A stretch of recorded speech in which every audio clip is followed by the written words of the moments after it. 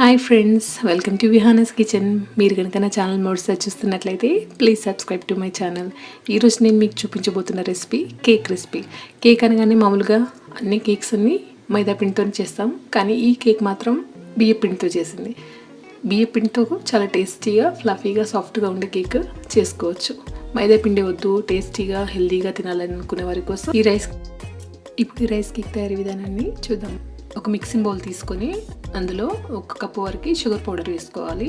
Sugar powder అయితే 1 cup వేసుకోవాలి. Sugar తీసుకున్నట్టయితే 1/2 కప్ వేసుకుంటే సరిపోతుంది. ఇందులో 1/2 కప్పు ఫ్లేవర్లెస్ ఆయిల్ వేసుకోవాలి. కేక్స్కి ఎప్పుడు కానీ ఫ్లేవర్లెస్ ఆయిల్ యూజ్ చేయాలి. ఆయిల్ వేసుకున్నాక ఒక విస్కర్తో ఈ ఆయిల్ని ఇంకా షుగర్ పౌడర్ని రెండింటిని మంచిగా మిక్స్ అయ్యేదాకా కలుపుకోవాలి. షుగర్ పౌడర్ తీసుకున్నాం కాబట్టి త్వరగానే కరిగిపోతుంది. అదే షుగర్ తీసుకున్నట్టయితే టైం పడుతుంది. ఇప్పుడు ఇందులో 1/2 కప్ వరకు కర్డ్ వేసుకోవాలి. కర్డ్ వేసుకున్నాక ఈ 3 మిశ్రమాలు కలిసే విధంగా కలుపుకోవాలి. పెరుగు అనేది స్మూత్గా అయ్యేంత వరకు కలుపుకోవాలి. కలుపుకున్నాక ఇందులో వెనిలా ఎసెన్స్, మీ దగ్గర వెనిలా ఎసెన్స్ ఉంటే వెనిలా ఎసెన్స్, లేదంటే యాలకుల పొడి 1 పావు చెంచా వరకు వెనిలా ఎసెన్స్ వేసుకోవాలి. ఈ ఎసెన్స్ వల్ల కేక్కి మంచి ఫ్లేవర్ వస్తుంది. ఇప్పుడు ఒక జల్లెడ పెట్టుకొని ఇందులో 1 కప్పు వరకు బియ్యపిండి వేసుకోవాలి. బియ్యపిండి వేసుకున్నాక ఇప్పుడు అందులో 1 టీ స్పూన్ వరకు బేకింగ్ పౌడర్ అనేది వేసుకోవాలి. తర్వాత 1/2 టీ స్పూన్ కుకింగ్ సోడా వేసుకోవాలి. వేసుకొని ఈ మూడింటిని జల్లించుకోవాలి. పెద్ద పెద్ద పార్టికల్స్ ఇవి కేక్ మిశ్రమంలోకి రాకుండా ఇలా జల్లించుకోవాలి. జల్లించుకున్నాక ఒక స్పాచులా తీసుకొని ఈ బ్యాటర్ని అంతా కట్ అండ్ ఫోల్డ్ మెథడ్లో కలుపుకోవాలి.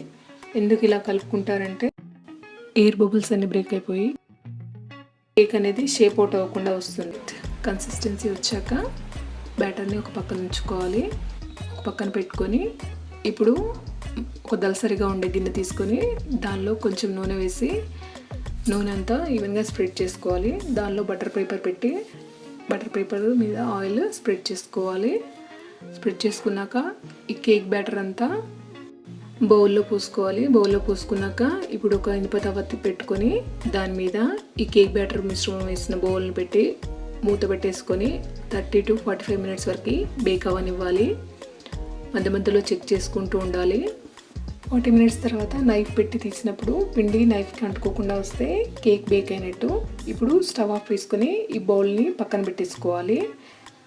కేక్ చల్లారాక నైఫ్తో స్క్రాప్ చేసుకోవాలి. కేక్నంతా ఒకసారి స్క్రాప్ చేసుకున్నాక ఒక ప్లేట్ తీసుకొని బౌలించి కేక్ని అన్మోల్డ్ చేసుకోవాలి.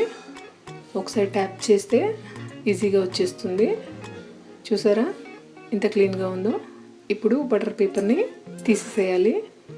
తర్వాత ఐసింగ్ షుగర్తో కానీ చాక్లెట్ సిరప్తో కానీ డెకరేట్ చేసుకొని సర్వ్ చేసుకోవాలి. అంతే, ఎంతో టేస్టీగా ఉండే హెల్దీ అయిన రైస్ కేక్ రెడీ. మీరు కూడా ఈ రెసిపీ ట్రై చేసి మీకు ఎలా వచ్చిందో కామెంట్ బాక్స్లో కామెంట్ చేయండి. మీకు కనుక ఈ రెసిపీ నచ్చినట్లయితే లైక్ చేయండి, షేర్ చేయండి. ఇంకా ఇలాంటి ఎన్నో రెసిపీస్ కోసం నా ఛానల్ని సబ్స్క్రైబ్ చేయడం మాత్రం మర్చిపోవద్దు. Thank you for watching.